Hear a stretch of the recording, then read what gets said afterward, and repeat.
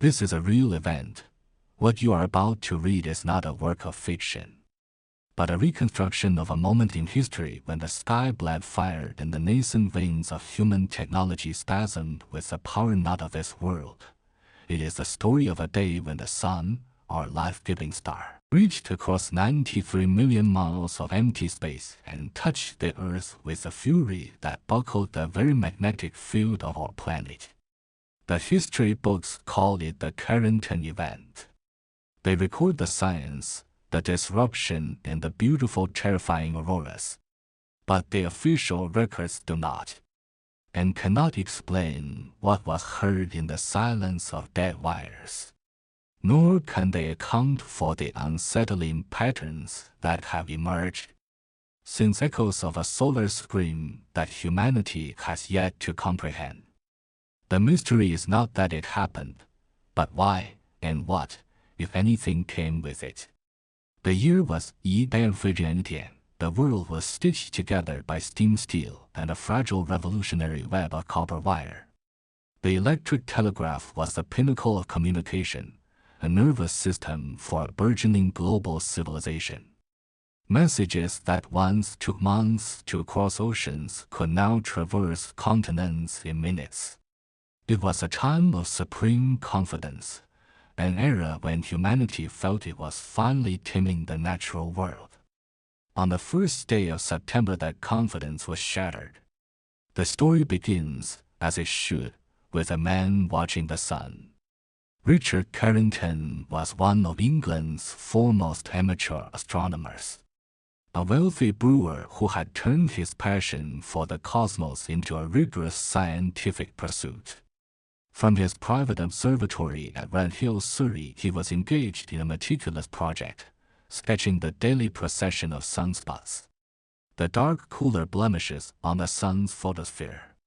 For years he had tracked their movements, convinced they held secrets to the sun's nature. He was a man of patience and precision, not given to flights of fancy. On that clear Thursday morning, Carrington was projecting the sun's image onto a screen, carefully tracing a particularly large and complex group of sunspots. At approximately 11:18 a.m., something unprecedented occurred. Within the sunspot cluster, 2 points of light erupted with an almost unimaginable brilliance. Carrington would later describe them as 2 patches of intensely bright and white light, their intensity far surpassing the glare of the sun's surface itself. They were not static. They moved, gliding over the sunspots for several minutes before contracting and vanishing. Stunned, Carrington realized the profound significance of what he was witnessing. He had seen the solar flare, though the term had not yet been coined. He knew with the certainty of a trained observer that this was no optical illusion. He ran to find a witness, but by the time he returned, the spectacle was over. The entire event had lasted less than 5 minutes. In the quiet of his observatory, with the scent of ozone still faint in the air from his equipment, Carrington felt a deep and unsettling awe. He had been the first human to directly observe and record the raw, explosive power of our star. Miles away, another astronomer, Richard Hodgson, had independently observed the same brilliant flash, corroborating Carrington's discovery. Their reports, submitted to the Royal Astronomical Society, would become the foundational documents of solar physics. But the light Carrington saw was only the harbinger. It was the muzzle flash of a cosmic cannon. The shot itself, a colossal cloud of magnetized plasma known as a coronal mass ejection, was now hurtling through space directly toward Earth. A typical CME takes 3 to 4 days to cross the interplanetary void. This one, supercharged by the incomprehensible energy of the flare, made the journey in a mere 17.6 hours. It was the fastest and most powerful solar storm ever recorded. As dust fell across the Americas on the evening of September 1st, the first signs appeared. The sky began to glow. This was no gentle, shimmering aurora borealis, the familiar phantom light of the far north. This was a celestial inferno. From the poles to the tropics, the heavens were set ablaze.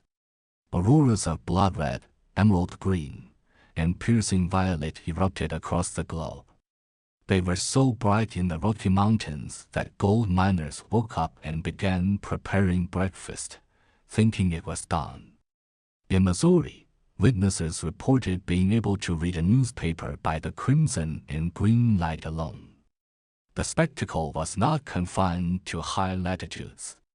The celestial display was seen in Cuba, the Bahamas, Jamaica, El Salvador, and Hawaii. In the southern hemisphere, brilliant auroras lit up the skies over Santiago, Chile, and Queensland, Australia. People gathered in the streets, staring up in a mixture of wonder and terror. The lights were not the gentle, dancing curtains they had read about.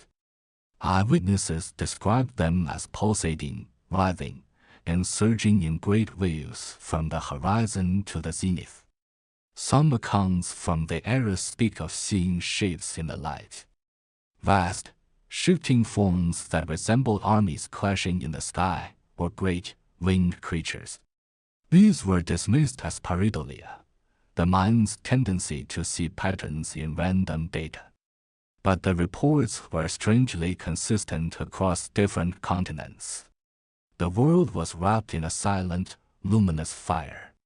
Silent, however, was the last word to describe what was happening to humanity's great technological achievement. As the planet's magnetic field was compressed and battered by the solar plasma, it convulsed.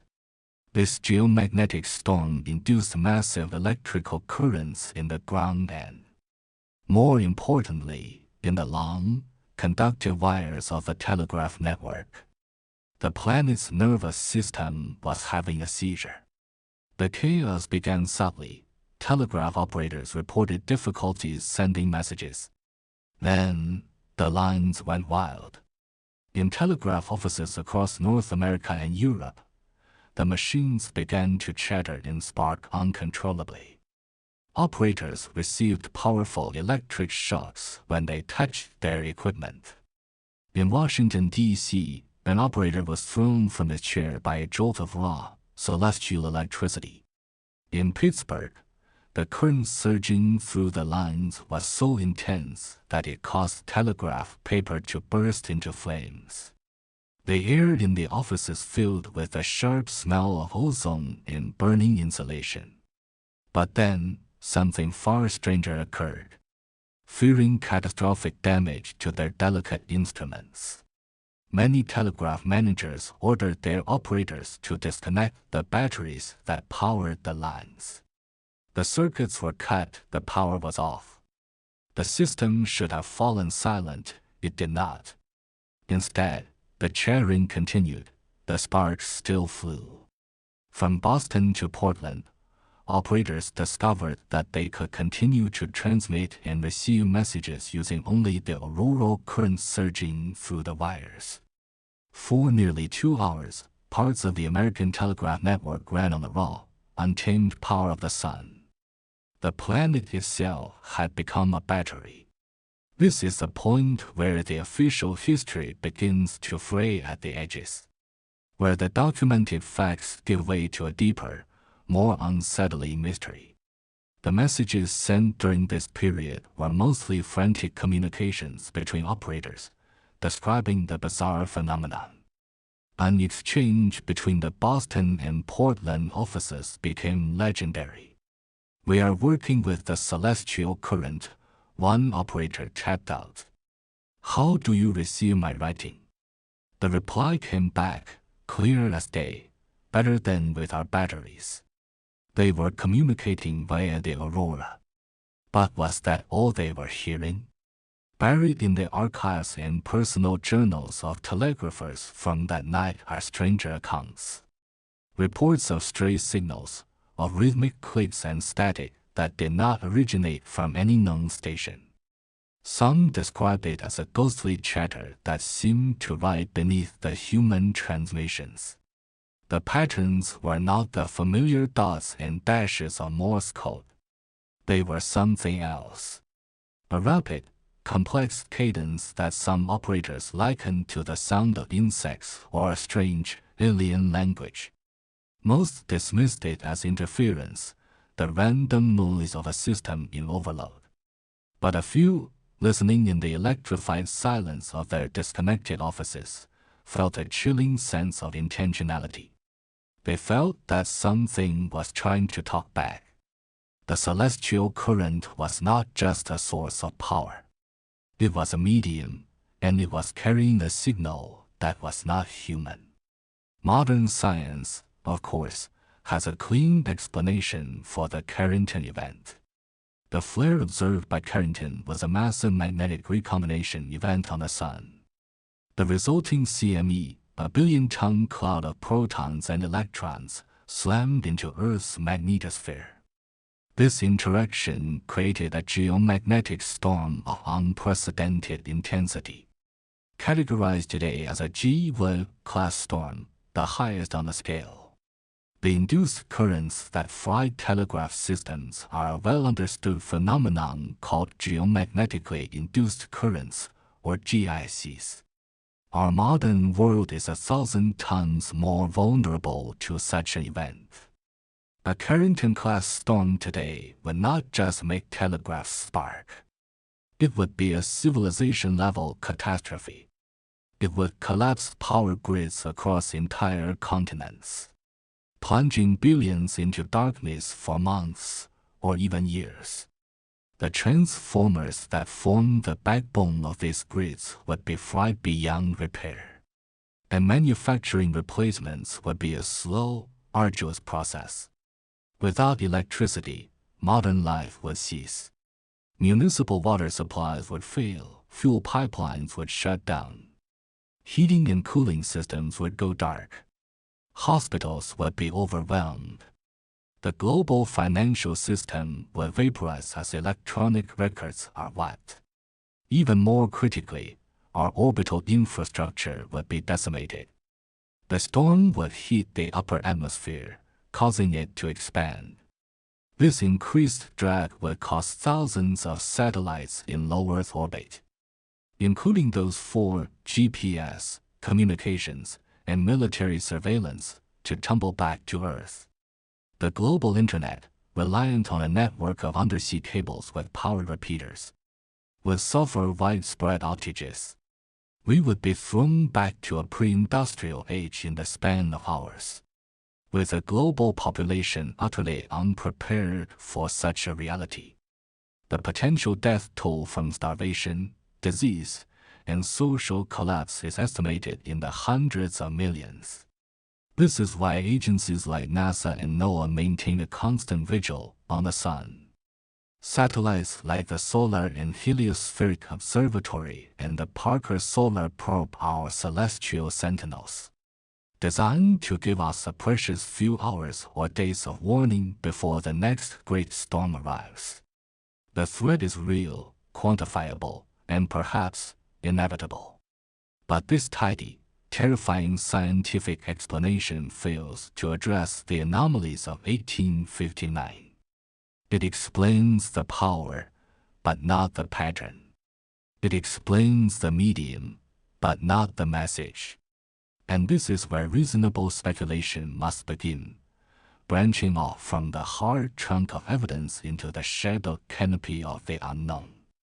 The first and most grounded theory steps only slightly beyond conventional science. It posits that the ghostly chatter heard by the telegraphers was not a message, but a complex form of information inherent to the plasma itself. Solar plasma is not a uniform gas, it is a turbulent, structured medium, threaded with intricate magnetic fields. Could it be that the incredibly complex magnetic architecture of the Carrington CME, as it coupled with Earth's magnetic field and was channeled through copper wires, translated into a form of pseudo-signal, a natural, but information-rich, pattern that our primitive technology interpreted as a kind of language. In this view, the sun wasn't talking to us, but we were eavesdropping on the complex physics of a star-planet interaction, hearing the universe's raw, mathematical symphony for the first time. It was a message without a sender, a language without intent, the pure voice of cosmic mechanics. A second, more daring theory plunges into darker waters. This hypothesis suggests that the CME was not merely a natural phenomenon, but a vehicle. The universe is filled with energies and, perhaps, forms of life that we cannot comprehend. What if certain extreme solar events create a temporary bridge, a transient wormhole or a carrier wave for something to cross the vast distances of space? The auroras, in this interpretation, were not just excited atmospheric gases. They were the visible manifestation of a non-physical or energy-based entity's arrival and interaction with our planet's biosphere and magnetic field. The shapes people saw in the sky were not illusions. The induced currents were not just raw power. They were the entity's attempt to interface with the most advanced energetic system humanity had at the time, the telegraph. The sparks, the chattering, the ghost signals, they were its first, clumsy attempts to communicate, or perhaps to integrate. What was this entity? A being of pure energy, a form of consciousness native to the plasma heart of stars.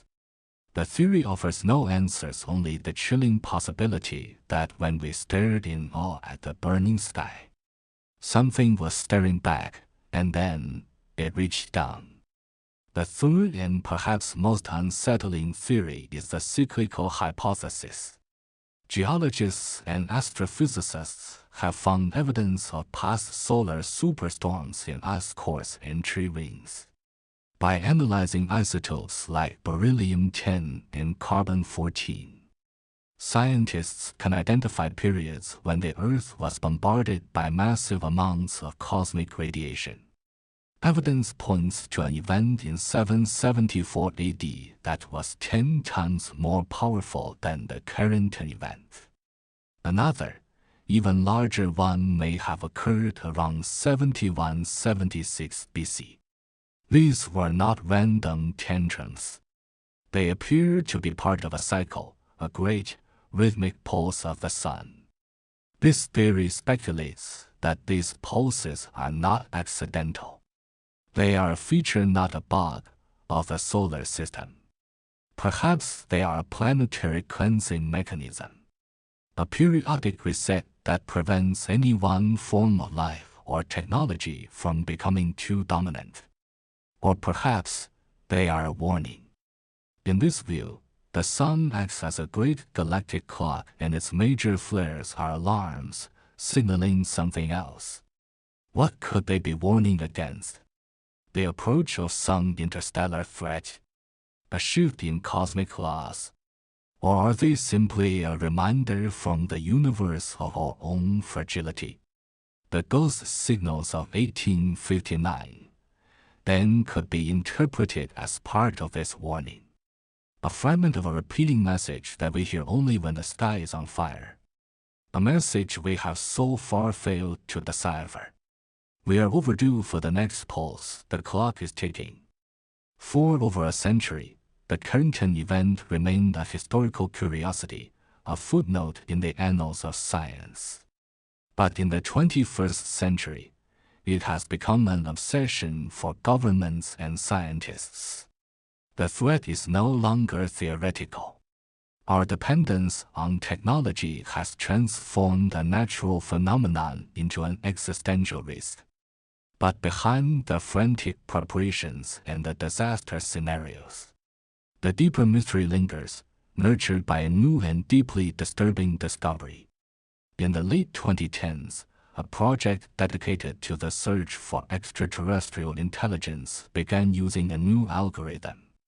Instead of just looking for narrowband radio signals from distant stars, This program was designed to analyze complex, broadband electromagnetic noise, searching for hidden patterns in the static.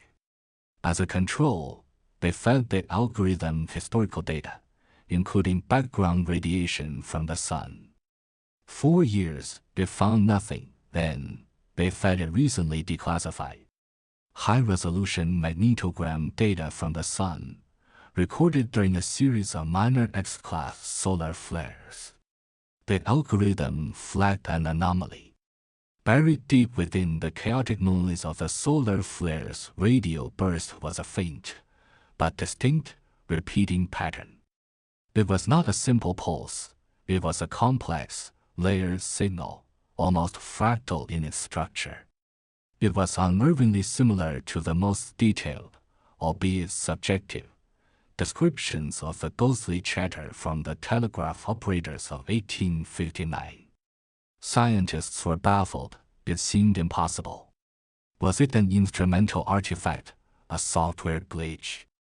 They ran every diagnostic. The signal was real. It was weak, and it only appeared during the peak of the most powerful flares. Like a voice that can only be heard in a hurricane. For several years, this remained a closely guarded secret among a small group of radio astronomers and solar physicists. They did not know what to make of it. The signal was too complex to be natural, yet too deeply embedded in the chaos of a solar flare to be an artificial broadcast as we would understand it. It was as if the sun itself was whispering. Then came the final piece of the puzzle, delivered from the loneliest place in the solar system. The Parker Solar Probe, on one of its daring passes through the sun's corona, closer to our star than any man-made object has ever been, recorded something that triggered alarms at NASA's Goddard Space Flight Center and the Johns Hopkins Applied Physics Laboratory. On the far side of the sun, a region of magnetic activity was growing at an exponential rate. Its energy signature was already larger than the entire sunspot group that produced the Carrington flare.